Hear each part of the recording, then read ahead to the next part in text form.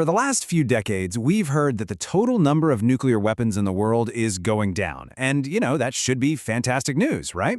But the real story is, well, it's a lot more complicated. And honestly, it's a lot more dangerous. Because it turns out the real story isn't about the total number, it's about the kind of weapons countries are building now and the new, aggressive strategies behind them. So that brings us to this really strange paradox we're going to unpack.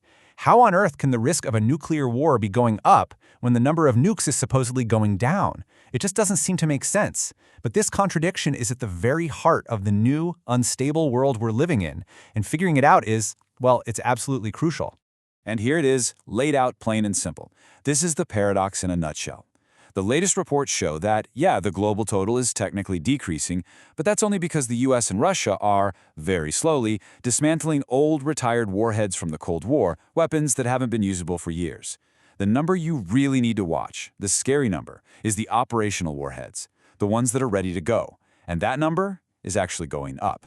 Okay, so to really get our heads around this, here's our game plan. First, we're going to look at the massive global arsenal upgrade that's happening as we speak. Then, we'll zoom in on Pakistan's nuclear story, because it's a perfect case study. Third, we'll unpack this really important concept called full-spectrum deterrence.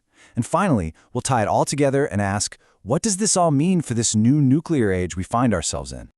All right, first up, this global upgrade. The whole game has changed. It's not a contest anymore to see who can pile up the most weapons. It's about who has the most sophisticated, the most usable, and the most survivable arsenal. We've shifted from a strategy of just overwhelming force to one based on precision, speed, and readiness. Now, take a look at this. It's no surprise that Russia and the United States still own almost 90% of all the nukes in the world. But that's not the real story here. The thing that's making everyone nervous, the thing that's driving all this instability, is that all 9 nuclear-armed states are pouring money into modernizing their arsenals. Everybody is upgrading, all at the same time. And for the United States, we're not just talking about a fresh coat of paint. This is a complete, top-to-bottom overhaul of their entire nuclear triad. We're talking brand new Sentinel ICBMs, a new generation of Columbia-class submarines, and the super-stealthy B-21 Raider bomber. This is a massive investment designed for a completely new era of global competition. Russia, on the other hand, is all about speed and unpredictability. They're rolling out new hypersonic weapons like the Avangard. These things are designed to be incredibly fast, incredibly maneuverable, and basically impossible for current missile defenses to stop. And all this is happening while they're also upgrading their huge stockpile of old Soviet-era missiles. And then you've got China. What's happening there is a significant modernization and expansion, and that might be an understatement. They're building somewhere around 350 new missile silos. A move like that could totally change the strategic balance by dramatically increasing the number of missiles they have ready to launch at a moment's notice. So you see, this isn't just 1 or 2 countries. It's a global trend. Everyone is developing missiles that can carry multiple warheads. They're called MIRVs, to overwhelm any defense. They're all chasing hypersonic weapons. They're building more submarines to make sure they can always strike back. And maybe the most dangerous part?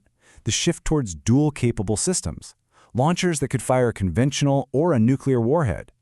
Imagine the confusion and the risk of miscalculation in a crisis. It's a recipe for disaster. So to really understand the why behind all of this, it really helps to look at one country's story up close. And that brings us to Pakistan. Its journey to becoming a nuclear power is kind of a blueprint for understanding the fears and the ambitions that are driving this new arms race all over the world. And this timeline tells you everything you need to know. It's a classic tit for tat. In 1974, India conducts a test, which kicks off Pakistan's nuclear program. Fast forward to May 1998. India conducts 5 tests and declares itself a nuclear power.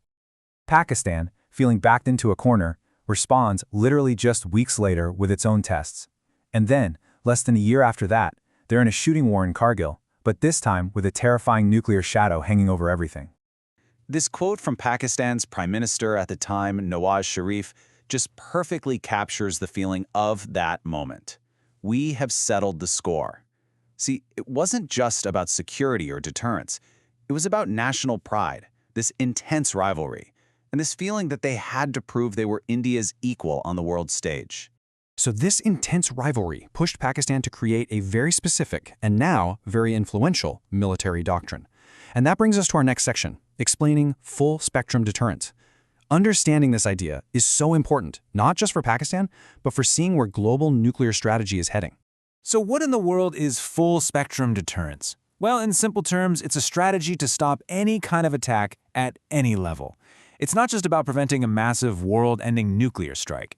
It's also about stopping smaller, conventional attacks by making it clear you have a flexible and potentially nuclear response ready for any scenario imaginable. And here's how it's supposed to work. First, Pakistan develops smaller, tactical nukes, specifically to stop a conventional invasion by India's much larger army. Second, it maintains a first-use policy. They're saying we reserve the right to go nuclear first. Third, they're building a full triad, weapons on land, in the air, and at sea, to make sure their arsenal survives an attack. And the ultimate goal, to control any fight, manage how it escalates, and end it on their own terms. Exactly. The whole point is to plug the gaps. The idea is to make sure your enemy can't find any weak spot, any level of conflict where they think they can get away with an attack without risking a devastating nuclear response. It's about making any kind of military action just too painful to even think about. But here's the thing. Pakistan's strategy isn't just about Pakistan. It's a really powerful example of a much wider global shift. It's a playbook that other countries are watching very closely. And that leads us to our big final question. Are we really entering a new and much more dangerous nuclear age? I mean, just look at the comparison. The Cold War was terrifying, no doubt, but in some ways it was simple. You had two main players. The rules were clear, mutually assured destruction. If you launch, we launch, everything. It was predictable. Today, it's a multipolar mess. We have 9 nuclear states, all with different goals, different rivals. And doctrines like flexible response are deliberately ambiguous. They lower the bar for using nuclear weapons. And all those arms-controlled treaties that used to give us some transparency, they're falling apart. So why does this matter so much? Here's the bottom line. The number of nukes that are actually deployed and ready to go is rising. These new weapons are faster, stealthier, and more accurate, which makes a surprise first strike seem more tempting to some. And with more nuclear players on the field and a rulebook that's being torn up, the chances of a terrible, world-altering miscalculation are they're higher than they've been in a very, very long time. And this quote from the SIPRI yearbook just nails it. As arms control disappears, countries are getting more and more secretive. We know less about what our rivals have, and we know less about what they intend to do. And that lack of transparency, that just breeds mistrust, which in turn fuels the arms race and ratchets up the risk for everyone. So that leaves us with this one, final, really sobering question. The old Cold War rules, for all their flaws, gave us a kind of terrifying stability. But they're gone. In this new, crowded, and incredibly complex nuclear age, what rules, if any, are going to take their place? That is the challenge we're all facing. Thanks for joining me for this explainer.